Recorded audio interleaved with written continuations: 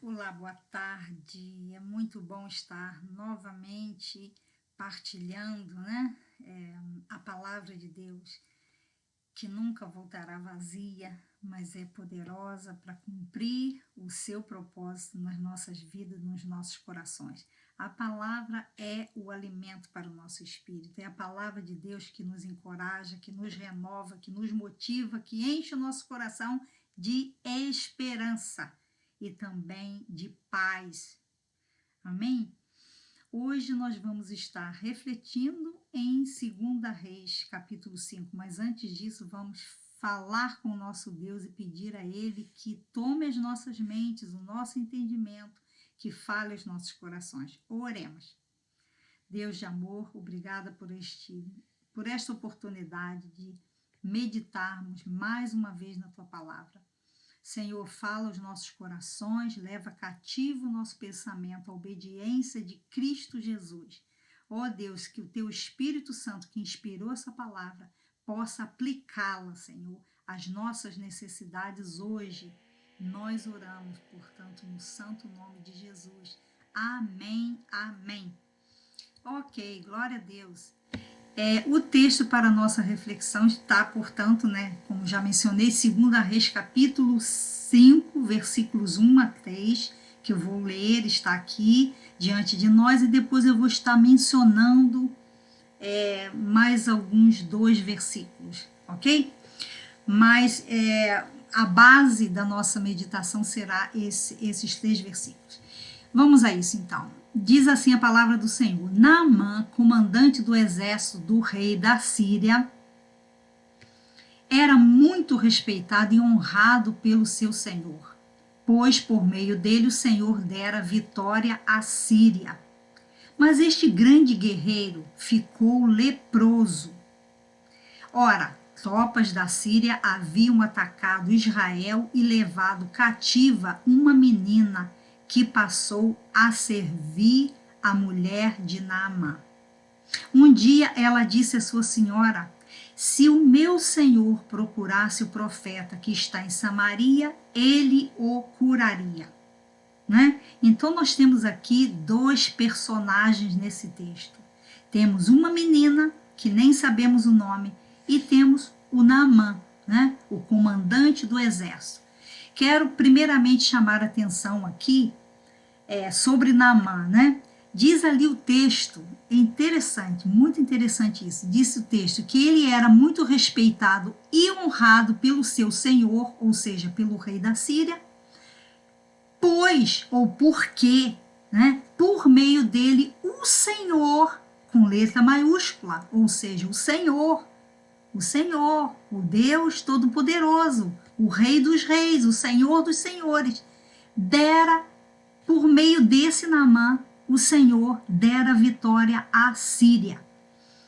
Gente, vamos parar para refletir sobre isso, né? A soberania de Deus e a vontade permissiva de Deus, né? Temos ali a Síria, inimiga do povo de Deus, do povo de Israel, e Deus permite que esse comandante sírio, né, invadisse, atacasse Israel e tivesse vitória nesse ataque, né? Então nós vemos aqui um exemplo da vontade permissiva de Deus. Deus permitiu isso. Deus permitiu. Para nós, muitas das vezes, é difícil entendermos esse aspecto da soberania de Deus, ou esse aspecto da vontade permissiva de Deus, né? Porque nós somos limitados, nós temos dificuldade em entender esse aspecto, né? Temos uma certa dificuldade de assimilar essa vontade permissiva de Deus.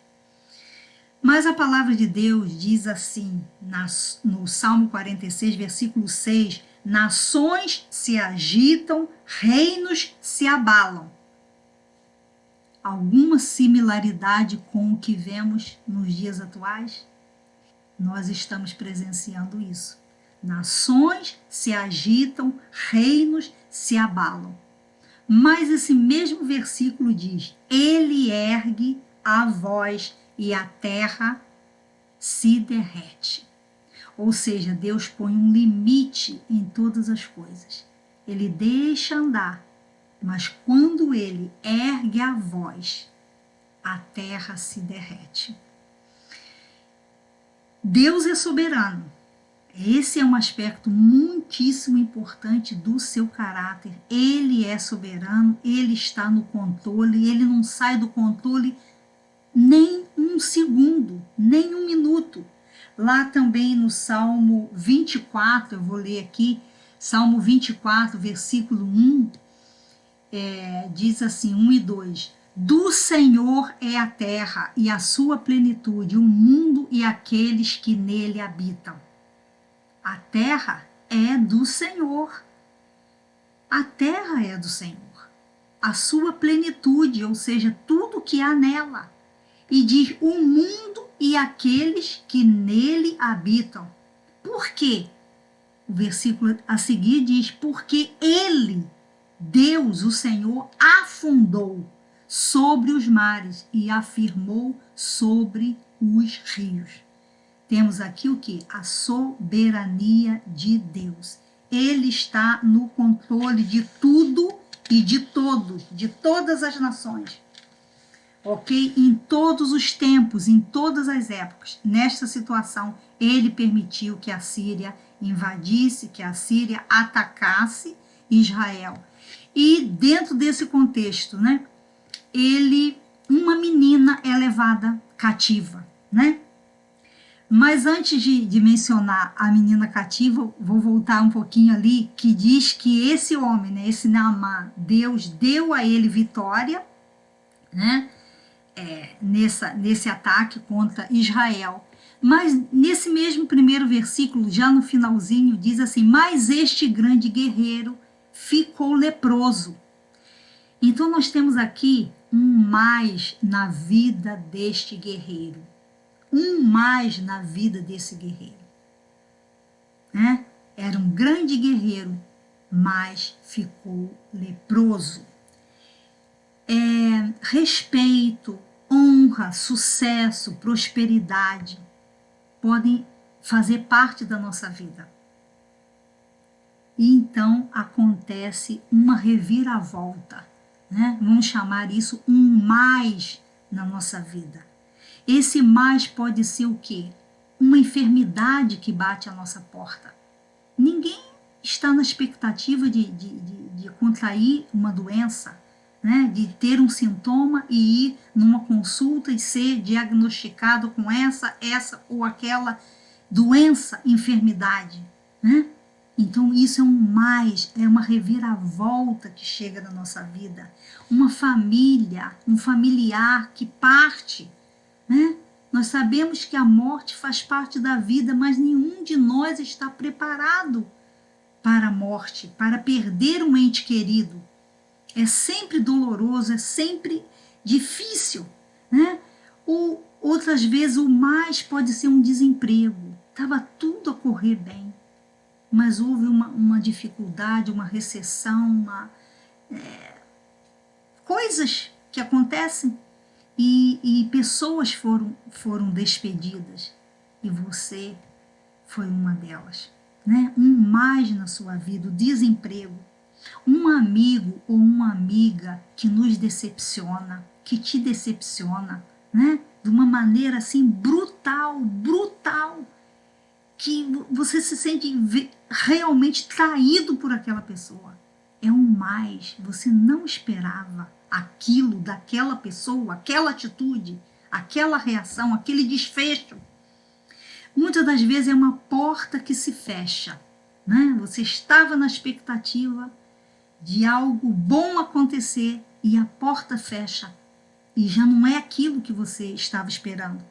Ou, por outro lado, é aquela porta que não se abre, que insiste em estar fechada. E isso nos faz sentir o que? Ali amarrados e especados, né?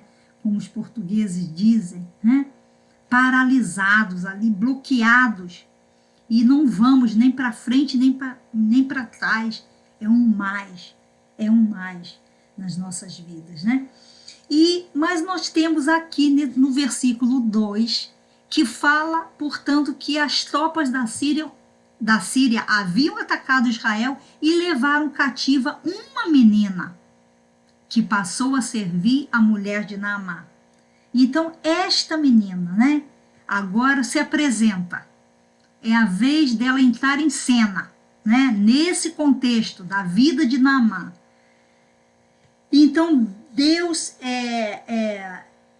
permitiu isso na vida dessa menina. Nós não sabemos o nome dela. Ela foi traída, trazida da sua pátria, né? Foi levada para uma outra cultura, uma outra língua, foi separada dos seus familiares e ela foi parar ali naquela casa. Mas esta menina fez algo não esperado, algo que excedeu a expectativa daquele senhor, daquela senhora. Ela mostrou compaixão pelo seu senhor. Exatamente. Era uma escrava, era uma serviçal que poderia inclusivamente estar nutrindo no seu coração uma certa revolta, né, aquele desejozinho, olha, tá leproso, é castigo, tomara que morra. Coisas desse gênero que poderia passar na mente daquela menina, né? Porque ela estava num lugar desfavorável, né? Num ambiente hostil, entre incrédulos. Esta era a realidade dela. Mas ela decidiu. Decisão é aqui a chave. Algo que é muito importante nas nossas vidas e que vai definir, né, o nosso futuro, o futuro de mais alguém. Né? A decisão, o poder da decisão. Ela decidiu o quê? Abrir a sua boca. E ao abrir a sua boca, ela estava demonstrando o quê? Misericórdia, né? Compaixão por aquele homem. Ela não podia fazer nada por ele, mas havia uma coisa que ela poderia fazer e ela fez isso, né? Às vezes nós ficamos assim, um pouco retraídos e um pouco tímidos, achando, mas eu não tenho a solução, eu não posso ajudar aquela pessoa na totalidade, eu não posso fazer muito por aquela pessoa. A questão não é você, muitas das vezes, resolver o problema total daquela pessoa, mas você, se Deus te deu conhecimento de alguém que possa ajudar, ou se está diante de você a possibilidade, e essa possibilidade está, no caso da menina, ela não podia curar o seu senhor, mas ela sabia de alguém que podia fazê-lo. Então ela abriu a sua boca e declarou e revelou e foi instrumento nas mãos de Deus para direcionar aquele homem. E foi isso que ela fez, né? Um dia ela disse à sua senhora, né? Um dia ela disse à sua senhora, se o meu senhor procurasse o profeta que está em Samaria, ele o curaria. Então ela revelou aquilo que ela tinha conhecimento, aquilo que ela sabia. Foi uma demonstração de fé, de confiança em Deus, de compaixão por aquele homem, né? Pelo seu Senhor. E quando pensamos ali na palavra, né? Um dia ela disse, um dia ela abriu a sua boca, ela decidiu abrir a sua boca. Jesus, em Lucas 19:40, disse assim, se vocês se calarem, as pedras clamarão. Olha que palavra forte. Jesus aos discípulos, a nós também, hoje, nós não podemos nos calar. Não deixemos que as pedras façam a nossa tarefa. É privilégio nosso glorificarmos a Deus, espalharmos a palavra, darmos testemunho, né? Orientarmos as pessoas, mostrarmos o caminho da salvação, tal como aquela menina fez. Aquilo que nós temos recebido é a nossa tarefa passar adiante, né? Se vocês se calarem, as pedras clamarão, né? Então, não deixemos que seja a arqueologia ou as outras ciências, né, a comprovarem aquilo que a palavra de Deus diz, porque nós somos a obra-prima de Deus, né? Deus nos deu uma boca e essa boca precisa ser aberta para dizer, para falar, como a menina fez. Ela disse assim à sua senhora, né?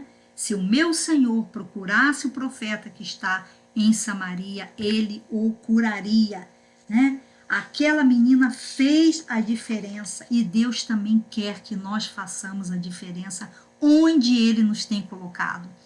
No nosso local de trabalho, na nossa vizinhança, principalmente dentro de casa, né? Nos nossos lares, para os nossos familiares, na nossa vizinhança, no local de trabalho, se você estuda, lá onde você estuda, né? Seja uma testemunha do Senhor Jesus. Eu tenho uma certa alegria de dar esse testemunho de que quando eu estive a estudar um counseling no Edinburgh College, Deus usou minha vida ali na minha classe e eu ganhei uma das minhas colegas para Jesus, a Alissa. E eu louvo o Senhor porque Deus, eu fui falando com ela, dando meu testemunho, partilhando, e concluímos o curso, né? O certificado, depois eu avancei, fui para outro college para tirar o diploma, e ela mudou-se exatamente na rua próxima à igreja. Olha só como Deus faz as coisas. E ali conversando com ela, mandando mensagem, né, mantendo contato, eu a convidei para ir à igreja. Mas antes dela ir à igreja, eu a evangelizei numa conversa pessoal, né? Ela não aceitou a Jesus ouvindo uma mensagem na igreja, mas foi um testemunho, uma conversa, né? Um relacionamento que eu desenvolvi com ela, até chegar àquele ponto dela estar preparada para fazer uma oração e receber o Senhor Jesus na sua vida. Glória a Deus por isso, né? Então Deus deseja nos usar, Ele deseja nos usar, sem dúvida, a mim e a você, a cada um de nós. Graças a Deus por isso. Portanto, avançando aqui, Deus permitiu a lepra em Naamã, mas Deus também tem os seus mais, né? Tem também os seus mais. E Deus, portanto, trouxe para perto de Naamã aquela menina israelita, que nem sabemos o nome, né? Repetindo, não sabemos o nome dela, só diz que era uma menina. Por quê? Porque Deus usa os improváveis para provar o seu poder, a sua graça e a sua misericórdia. É assim que Deus faz, né? Ele é maravilhoso. Mas na sequência desse texto, nós vemos que Deus usou a vida do profeta Eliseu, né? O profeta Eliseu, para manifestar o seu milagre na vida de Naamã. Mas é interessante, vem aqui uma pergunta: por que Deus ordenou que ele, né, que Naamã, mergulhasse 7 vezes no Rio Jordão, né? Os servos dele foram até Eliseu, tal como a menina indicou, né? Ela disse: olha, vá lá em Samaria, que lá há um profeta que pode curá-lo. E ele empreendeu aquela viagem e foi. Mas Deus, a coisa se processou de uma maneira diferente da que Naamã pensava. Um dos versículos diz que ele ficou assim meio revoltado, porque quando os seus servos foram lá e falaram com o profeta Eliseu nem saiu da porta para fora para ver Naamã, só mandou o recado: olha, diz a ele para ir ao Jordão e mergulhar 7 vezes. Gente, o texto diz que o homem ficou furioso. É essa palavra? Ficou indignado, né? Naamã ficou indignado e saiu dizendo: olha, mas eu pensava que ele iria vir se colocar vir ter comigo, né? Me encontrar, iria estender a sua mão no local afetado, né, do meu corpo, e iria invocar o nome do Senhor e me curar. A bênção de Naamã não veio do jeito que Naamã esperava. Abrindo aqui um parêntese, muitas das vezes nós oramos, nós buscamos a Deus, nós desejamos algo do Senhor e nós colocamos para Deus regras, né? Mentalmente, inconscientemente, nós idealizamos e queremos que Deus faça daquela maneira. Pá, pá, pá, pá, pá. Naamã foi buscar a sua bênção, a sua cura, mas ele queria, a expectativa dele era que fosse daquela maneira, o profeta saindo, estendendo a mão, tocando e invocando o nome do Senhor. E não foi assim que aconteceu. Então vamos estar abertos, completamente desbloqueados para recebermos aquilo que Deus tem para nós, mas no molde de Deus, não no nosso. Amém? Ok. 7 vezes, mergulhar 7 vezes. E Naamã também ficou indignado, porque ele pensou, poxa, mas lá no meu país, em Damasco, há esse e aquele rio cujas águas são muito mais puras ou bonitas, ou são rios, né, melhores do que o Rio Jordão. Eu não poderia mergulhar lá? Não, Naamã, tem que ser aqui, no Rio Jordão. Tem que ser aqui, em Samaria, né? Tem que ser aqui.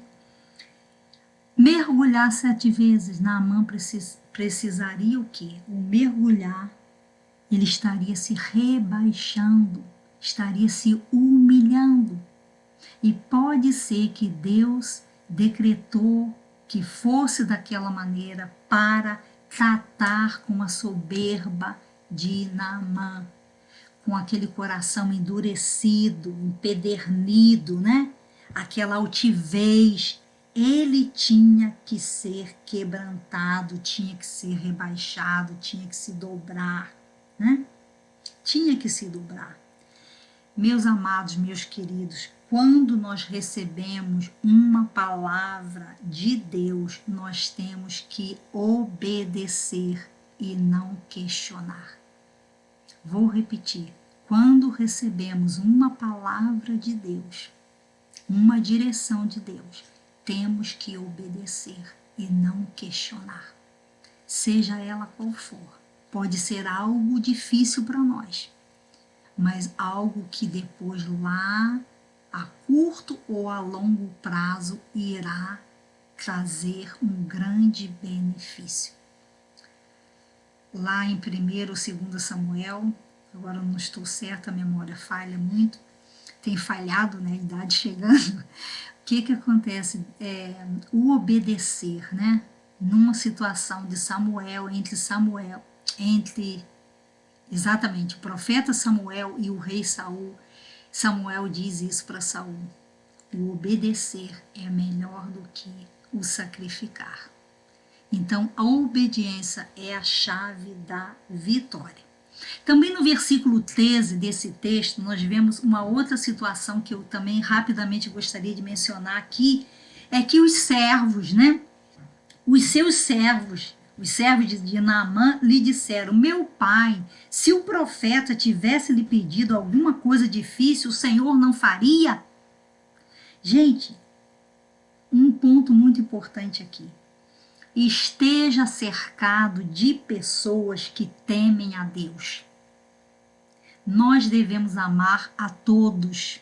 É mandamento de Deus. Nós devemos amar a todos, mas nem todos devem fazer parte do nosso círculo de amigos próximos ou de pessoas que nós permitimos, né, fazerem parte da nossa jornada, da nossa caminhada. O amor a todos, mas precisamos ser seletivos com aqueles que vão estar perto de nós na nossa caminhada. Porque aqueles que nós escolhemos ou que nós permitimos fazer parte da nossa caminhada vai determinar aonde você e eu chegaremos. Aonde você e eu chegaremos. Então, há necessidade de sermos seletivos. Essa é a realidade. Por quê? Onde é que está a base para isso? Vou lhe dizer, Salmo 1. O primeiro salmo diz assim: como é feliz aquele que não segue o conselho dos ímpios. É feliz a pessoa que não segue o conselho dos ímpios.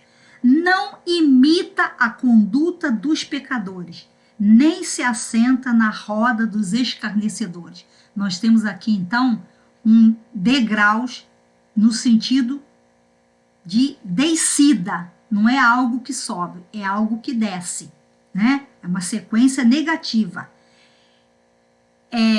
Segue o conselho dos ímpios, né? Não segue o conselho dos ímpios, não imita a conduta dos pecadores, nem se assenta na roda dos escarnecedores. Então, este que não faz isso, ele é feliz. E o que faz?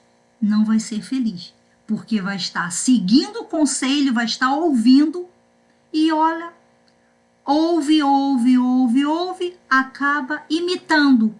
Imita, acaba se sentando e se tornando um escarnecedor. Esta é a sequência. Este é o desenrolar do caso, né? E temos que tomar cuidado com aquele bichinho que ainda anda por aí, sempre andou e vai continuar, mas que ele não nos pique, o bichinho chamado o que é que tem. Ah, mas o que é que tem fazer assim? O que é que tem mentir? O que é que tem vestir desta maneira? O que é que tem falar dessa maneira? Falar um palavrão? Mas o que é que tem? Toda a gente faz, toda a gente fala, toda a gente... Comportamentos, né? O que é que tem? Gente, Deus não desce o padrão. Ele não rebaixa o padrão. O padrão continua sendo o mesmo, né? E santidade ainda é e sempre continuará sendo um alvo de nós, de cada um de nós como cristãos. Aquele que não é salvo, não é pedido isso dele. Primeiro ele precisa ser salvo, mas depois de ser salvo, o próximo passo é andarmos em santidade na presença de Deus. Então temos que corrigir essas coisas. E o Espírito Santo deseja fazer essa obra em nós. Ele está constantemente trabalhando em nós. E o propósito é nos fazer parecidos com Jesus, com o seu Filho amado, com o Filho amado de Deus, né? Este é o desafio para nós. Esse é o desafio. E pensemos e nos lembremos que Deus vem buscar uma igreja, né? Sem mancha, sem mácula, sem ruga, né? Em santidade, que está andando em santidade. Não somos perfeitos, vamos cometer falhas, vamos cometer erros. Infelizmente, estamos sujeitos, presos a essa natureza, né?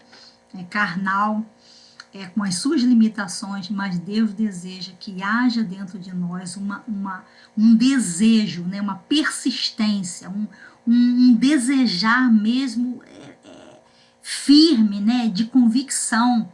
E quando falharmos, prontamente pedirmos perdão a Deus e seguirmos adiante, né? Seguirmos adiante, avançando. Glória a Deus por essa palavra. Eu quero concluir agora dizendo o seguinte: creia que Deus pode até permitir certas adversidades na sua vida, certos mais, né? Como a menina que foi levada cativa, que foi separada da sua família e foi viver num outro país, numa outra cultura, num ambiente não desfavorável para ela. Ou como Naamã, né, que também teve um mais na sua vida, né? Embora sendo respeitado e honrado, era um homem leproso. Mas o impressionante, o maravilhoso, né, o espetacular é que Deus coloca o quê? Deus une, né?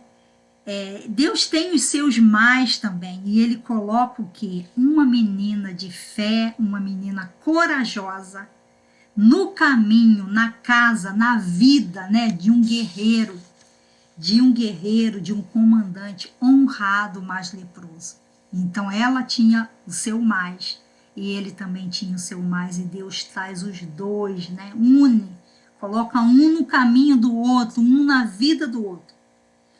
E eu quero encerrar dizendo, talvez Deus vá colocar um Naamã, ou talvez já tenha colocado, já esteja colocando, né, um Naamã na sua vida, para você testemunhar, para você mostrar misericórdia, para você orientar, para você mostrar a esta pessoa o caminho não só para a cura física ou emocional, mas acima de tudo para a cura espiritual, né? Para a cura espiritual. Então o desafio é: sejamos como aquela menina.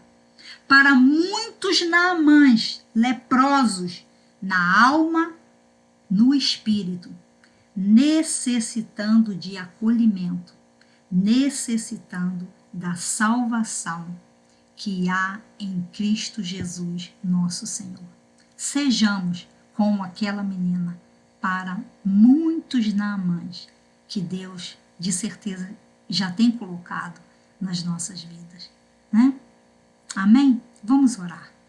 Deus, louvado seja o teu nome, Senhor. Pai, a tua palavra é viva, a tua palavra é maravilhosa, a tua palavra é sempre pão fresco saindo do forno. Essa palavra nos alimenta espiritualmente, nos encoraja, Senhor, nos ensina, nos disciplina.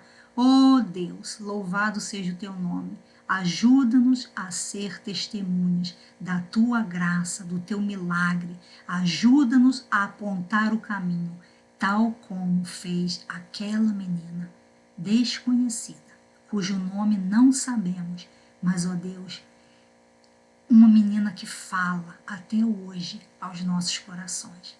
Deus, louvado seja o teu nome. Despede-nos com a tua paz. Oramos no santo nome de Jesus. Amém. Amém. Deus vos abençoe. Uma semana cheia da graça do Senhor, e vamos estar com os nossos olhos abertos para entendermos, para detectarmos, né, os Naamãs que podem existir ao nosso derredor, na nossa caminhada, na nossa jornada, e sejamos como aquela menina, né?